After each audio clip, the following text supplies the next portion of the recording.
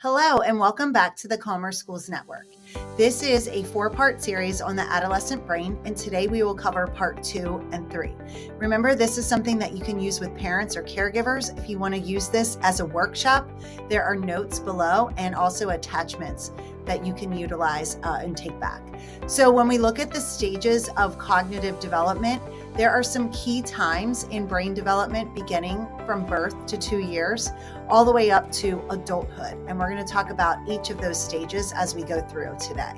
So when we think about the birth through 2 period of time for our young children, we want to make sure that parents understand that this is the time where wiring occurs.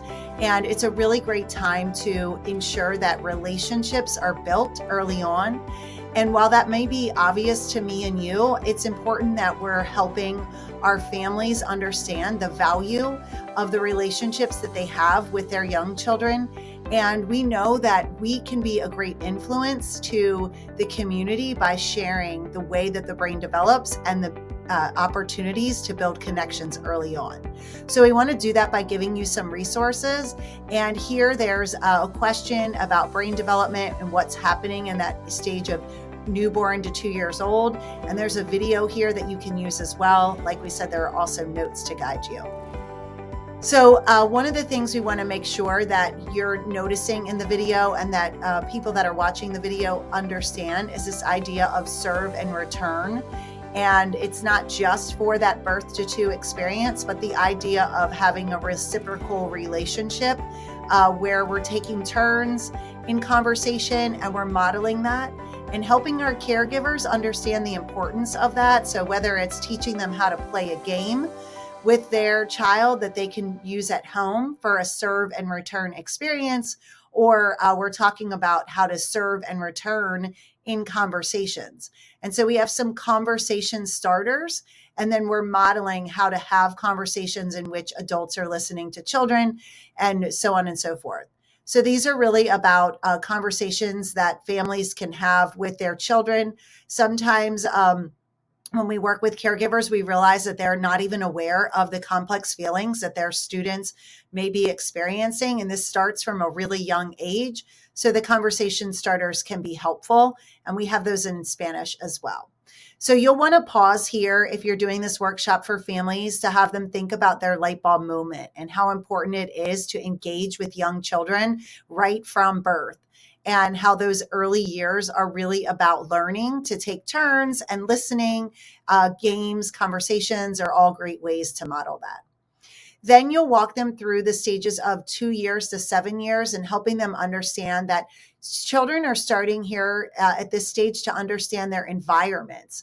And if they've not really had a lot of nurturing at home and a lot of practice with the serve and return and listening and building empathy, this is where we can see school becoming really hard for kids early on.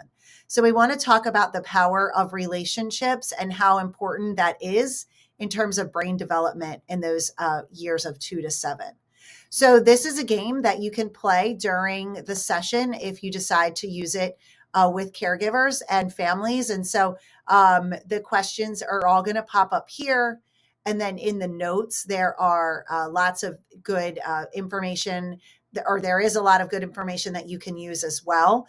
And so you could see some of the sit down, stand up, disagree, agree prompts that are on the screen and utilize those to get people talking and moving. This is a nice summary of just some of the things that we've already talked about in terms of the importance of brain development from ages 2 to 7, helping families also understand that children learn faster in this stage than any other time in life. So that range of from 2 to 7 is so important.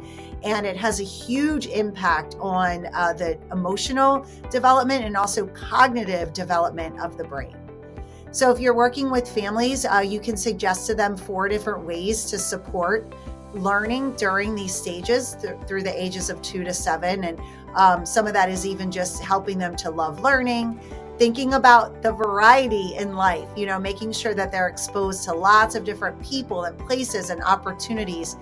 Those activities don't need to be expensive, but the more that we vary activities really does help to develop the brain and also emotional intelligence. This is a section here specifically around emotional intelligence and helping families understand what that means. So thinking about empathy and kindness and teamwork. And then, of course, that families need to understand that early learning is real learning. And so sometimes they don't think about the fact that their children being so young are really engaged in brain development, but we don't want to miss out on this important critical time.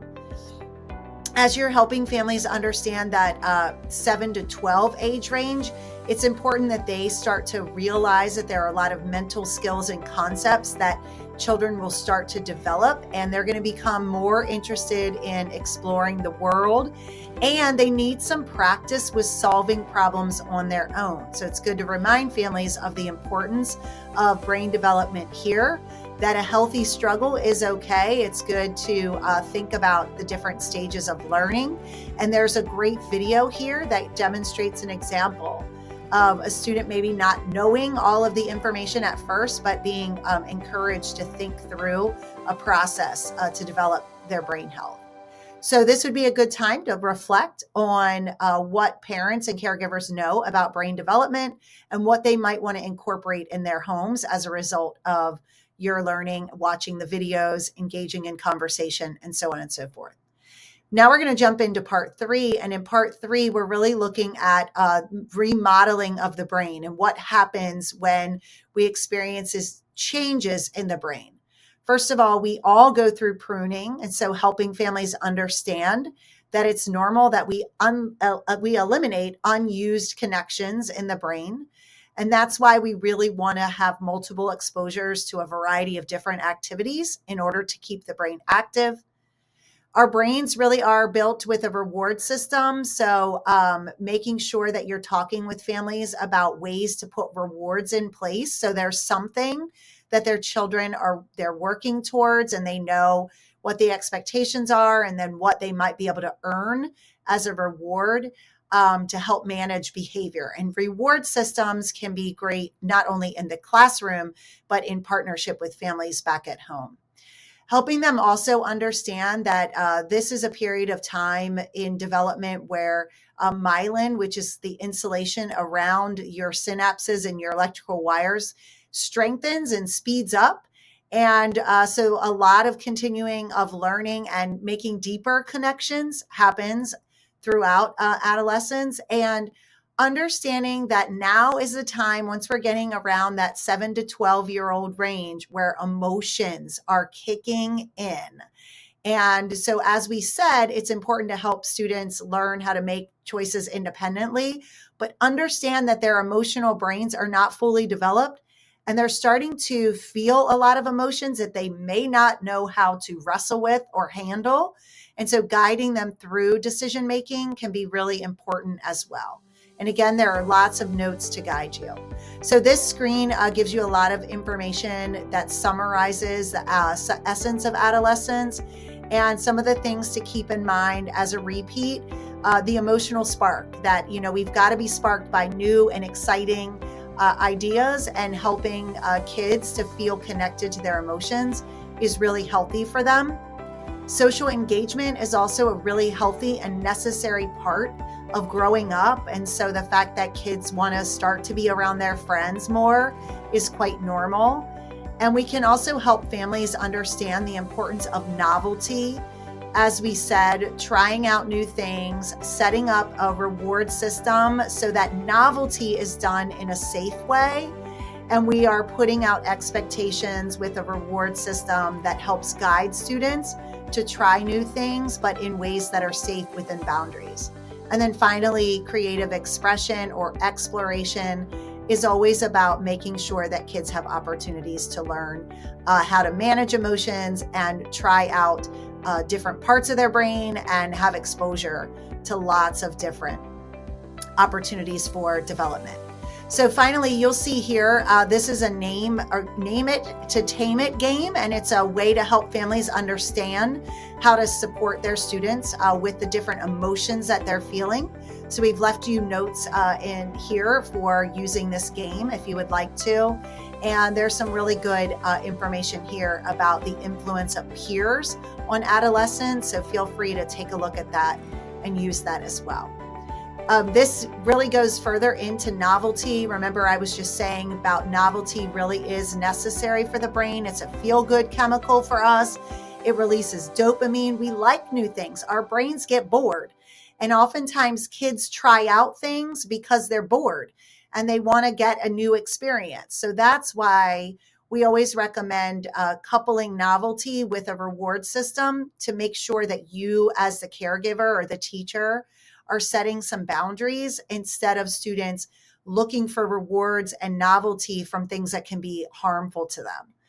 So this is really about creative exploration and how do you support students in deeper creative exploration and really seeing things from a standpoint of problem solving or a new way of doing things. As we get into ourselves and we talk about healthy aging, we can also take this advice. It's a good time for us to revisit what are our emotional sparks? How are we passionately living? And are we living our life to the fullest, really getting to enjoy life and enjoy the people that we're around? Are we prioritizing relationships? So it's a good check for us as well. And to think about the types of relationships that we're encountering and if they're healthy and helpful.